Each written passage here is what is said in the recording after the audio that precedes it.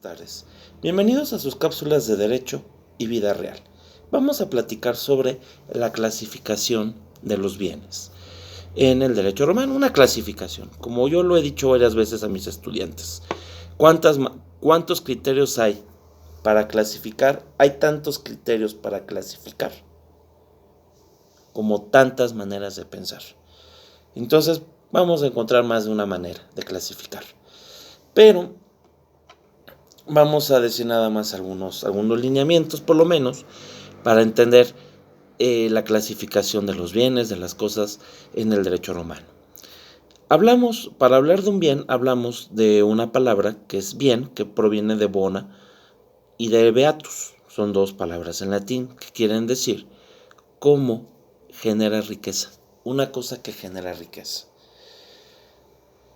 ¿Qué clasificación de bienes encontramos en Roma?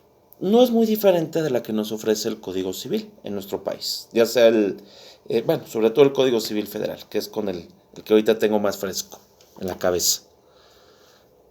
Hablamos de bienes privados, bienes que pueden ser apropiados por particulares, que se pueden enajenar, vender, transmitir.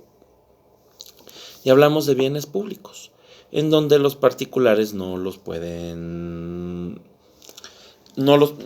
ser sus dueños. Como pasa, por ejemplo, con recursos naturales. Se hablaba en Roma de los res nullius, por ejemplo, los caracoles que te encontrabas, que no tenían dueño, en una playa.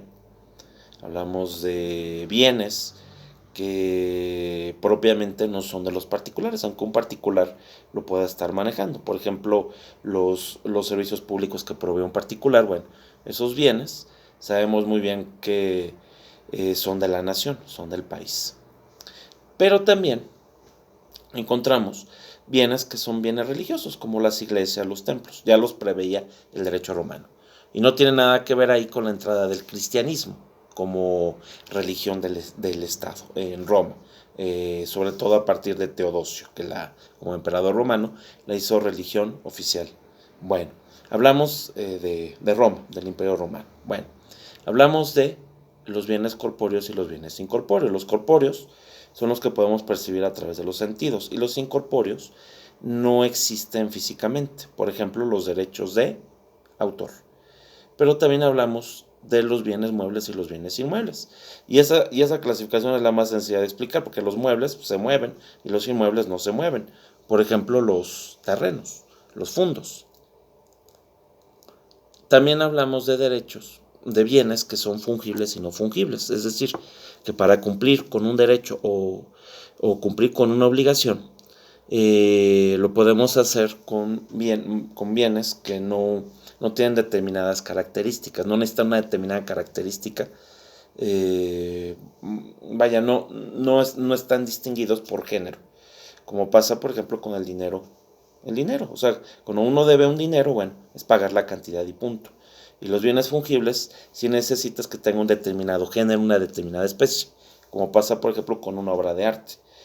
Vienen los bienes divisibles y los bienes indivisibles. Los bienes divisibles se pueden partir, y los indivisibles, por ejemplo, una obra de arte, un cuadro, pues si lo partes dañas el bien. Y desde luego que eso no nos funcionaría.